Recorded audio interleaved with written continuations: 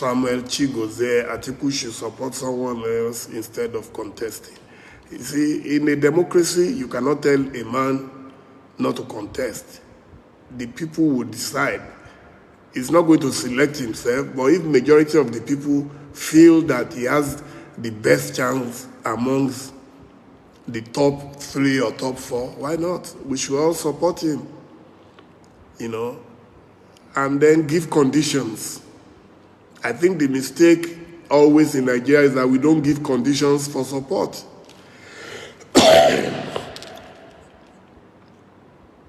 Yes, Elvis, I agree with you. A united opposition is the way out. That's it.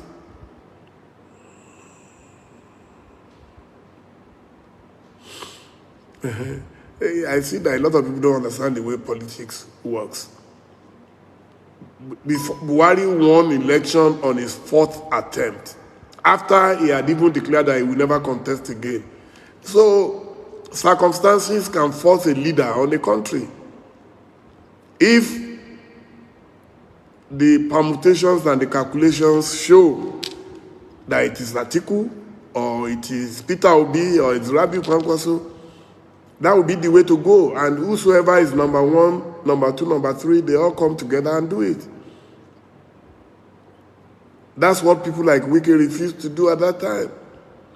But at the end of the day, you can see how the cookies are crumbling. Slowly but surely, they will crumble. That's what happens. Do you hear anything again by G5? We won them at that time. APC will use you, and that's the end. They will dump you. So being minister now, is Wike as formidable as he was then? No. Wike now has to go to the airport. This is a man that everybody used to bow to, so he's now the one to bow to people. That's the politics for you. When we said it, they were abusing us that, you know, it's a strategist. It's better to serve in heaven than to reign in hell. That is my favorite quotation.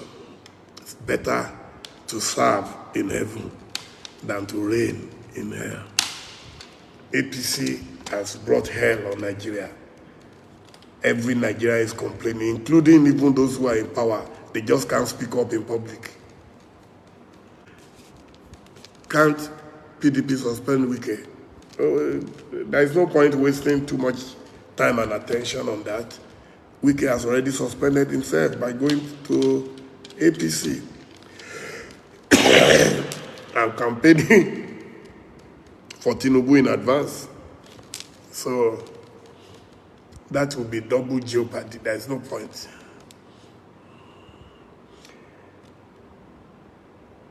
Things are no longer at ease. Nigeria deserve what they got. I'm so sorry. I live in Nigeria for so many years, and I'm still coming to Nigeria. So it's not like maybe I'm saying this to spite anybody. I'm just saying this because we know this particular party, what they did in 8 years. I don't know why we think that they can do something better than what they offered in 8 years. You know, and every 4 years is almost like a ritual. They come with their money, they come with their goods or goodies, whether stolen or not. We don't really ask questions. And Nigeria was so gullible, and we just say, you know what, we're going to take whatever is on the table. Anybody who is not offering us money, we're not going to vote for the person, because the person would not be able to, or would not have the capacity to be a good administrator when it gets to office. But in other times, if a party performs woefully, even in their first term, they don't get a second term. As a matter of fact, in a parliamentary system of government, there could be calls for quick elections, like an emergency election. I don't know what they call it. There's a term for it. You know, where the nation has gotten to a point where they need a new leader, they need a new change. Well, we don't operate in that parliamentary system. But what I have to say is, I hope that this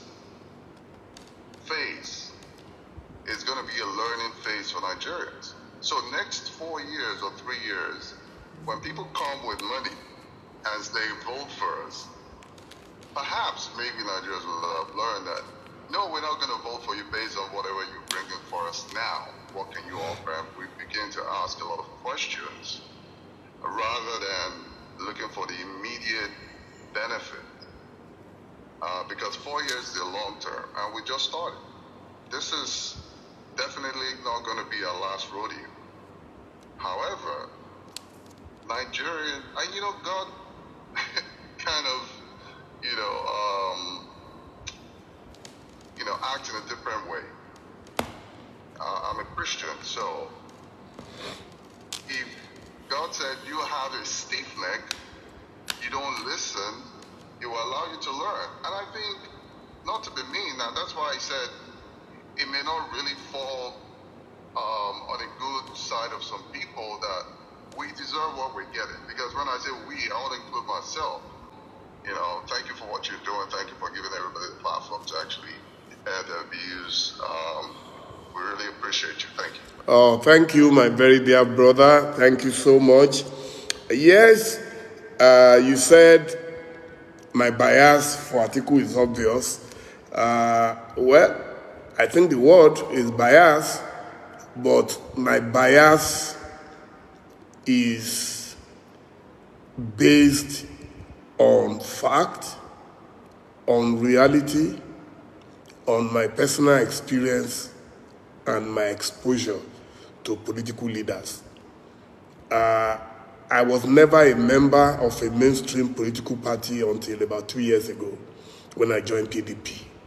I'd always believed that, the young ones can do it. So I contested in 2011, in case you were not aware, and I managed to record 26,000 votes. When I joined PDP, I contested the primary. I recorded 0 because primary elections are predicated on some other factors. But I'm proud that I participated. So I know what I'm talking about.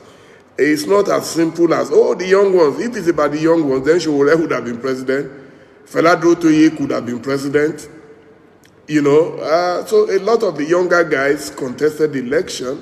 Alista Sheyode contested from England. He came in to contest. We all tried our best, but look, it's a game of numbers. You understand? In fact, Peter Obi performed beyond expectation. But trust me, you have 36 states in Nigeria. Out of those 36 states, look at the high volume turnout in some regions and in some states. You will see that no matter what you do, especially around the northwest and northeast, but for Buhari's blind support for his party and for Asiwaju, it would have been impossible for a Southerner to win in those places. But because they were ready to provide the platforms of CPC, in those areas. So Buhari used his power of not just political support by his people, but the power of coercion.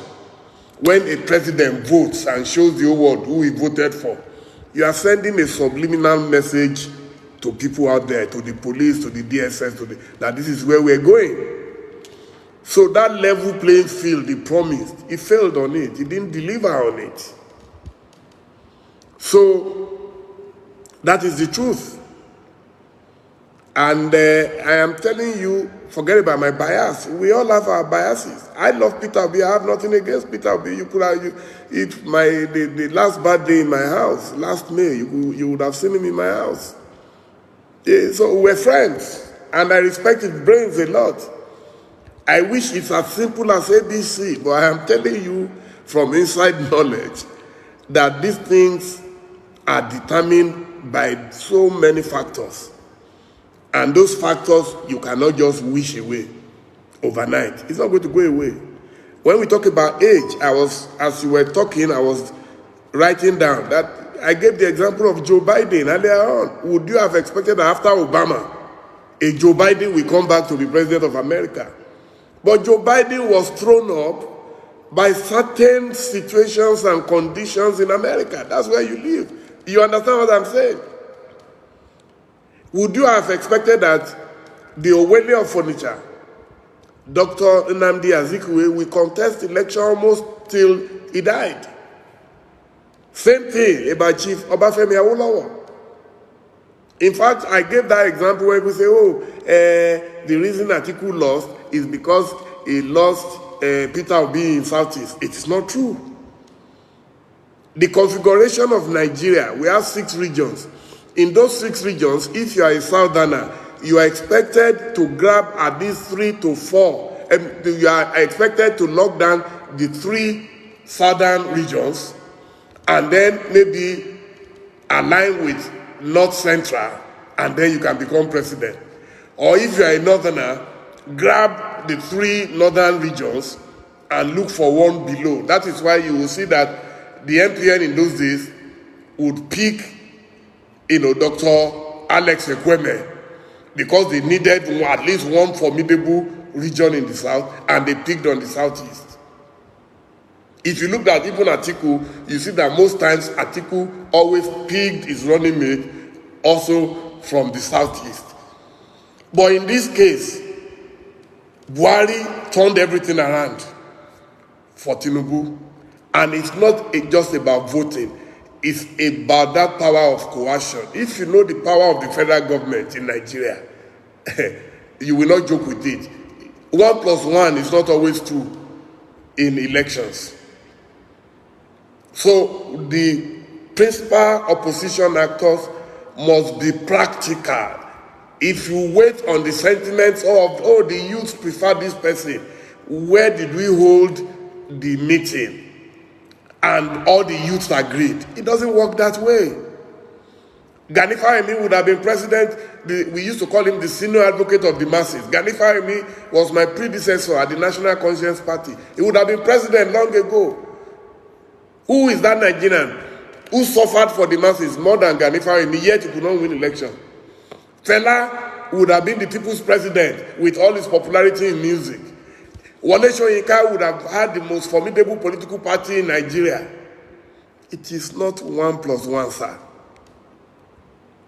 It is very easy to come on social media and look at those who are popular on social media. Let them put their popularity to test. You will be shocked. They will not get 10,000 votes. In fact, when I got 26,000 votes, I was shocked myself that I could even record anything.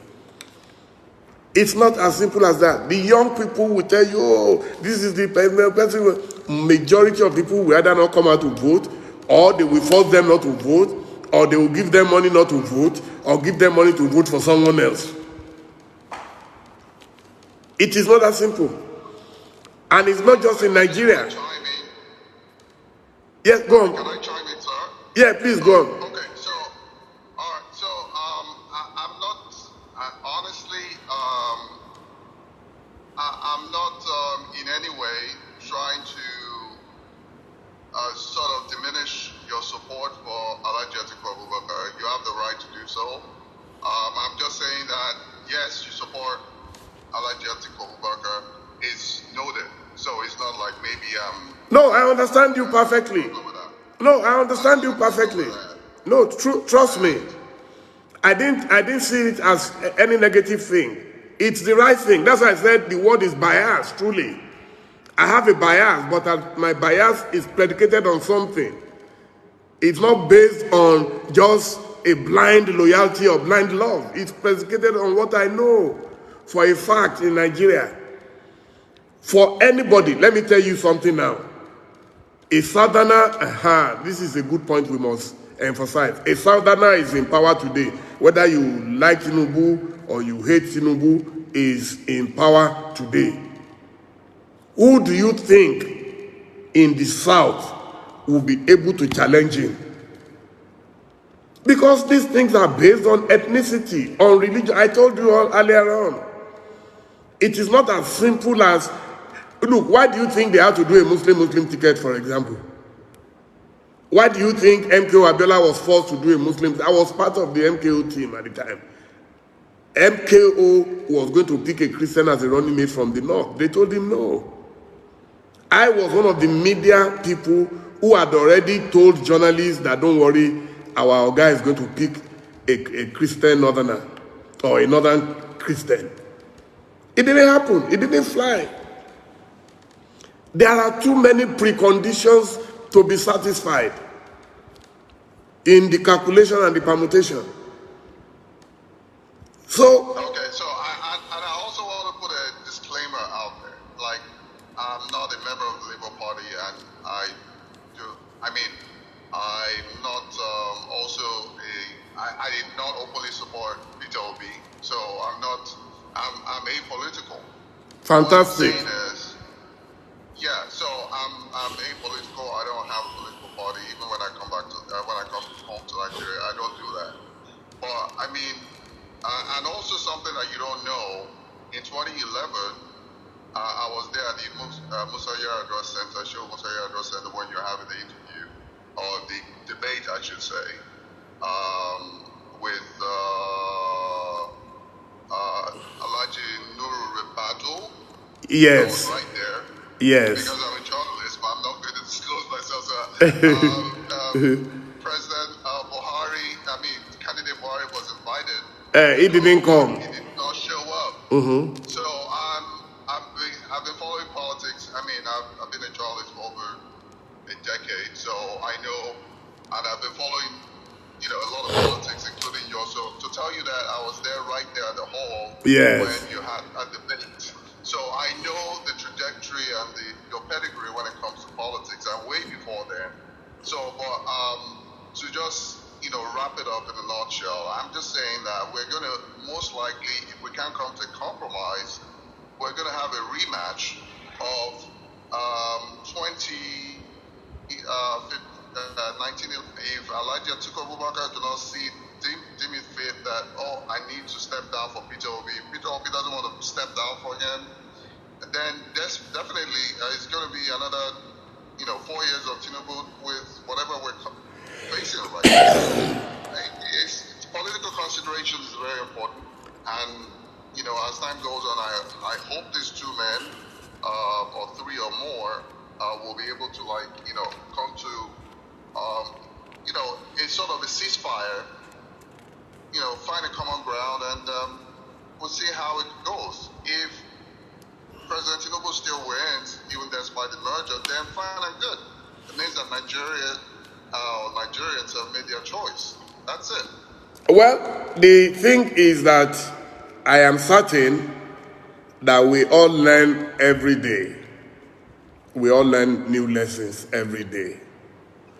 And some of the things that I've noticed in politics that makes it impossible for these compromises to occur are our supporters. The fear of what will my supporters say if A steps down for B or B steps down for A. But then we have to wake up to certain realities, that this thing is primarily a game of number, as I said. So if Tinubu is running again, which I expect him to run because they've even started campaigning for him, he can only have a formidable opposition from the north. I'm a very practical person. His opposition is not going to come from the south. You can see that is why he's doing everything for the south, because he knows next time he's going to be on his own. He will not have a Buhari support. He has in fact destroyed Buhari beyond recognition right now. Sorry, I think I need to quickly charge one of these. Yeah, are you listening to me, please? Hello? Yeah. Okay. So yes. Aha. Yes. So I'm saying that the next election, Tinubu will most probably have its formidable opposition only from the north. You understand? Not from the south. So any political calculation that tells you that, oh, 2 Southerners should run, that is, a Southerner should run against Tinubu, I think that would be a very dangerous miscalculation. That is my own personal permutation. This has nothing to do with Atiku or with anybody. If you ask yourself today, who are the people feeling very, very disfavored, despite the fact that the Yorubas are crying and everything, when election comes, the majority of Yoruba people will still follow their own. Do you understand what I'm saying? So what then happens is that who is able to control that northern region will be determined by northerners themselves. If it is Atiku or if it is someone else in the north. But that can only come from between Rabiu Kwankwaso, Atiku Abubakar, Peter Obi, all of them coming together to now find this person. And then getting a formidable person from the southeast, south-south axis. That is my own calculation. I may be wrong, but that is my calculation. And anybody who looks at that will see that it's a lot easier if you have someone who is very formidable from the north. I don't know who that person will be ultimately because nobody has told me anything. People have been talking about Atiku, but he hasn't told me that he is running. You understand?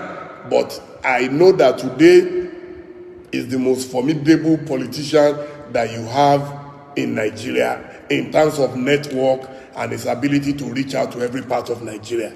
That is key in a presidential election. There is nothing more key than that. If you go and bring a Yoruba man now, there is no Yoruba man who can beat Tinubu. If you go and bring someone from South, I don't know, is it Wike now that will come and face Tinubu? Do you understand? We have to be practical. So, because it is a game of interest, people look at where they come from, who will serve our best interest, and then who has been my friend of 30, 40 years, that if he's in power, he's not going to kill me.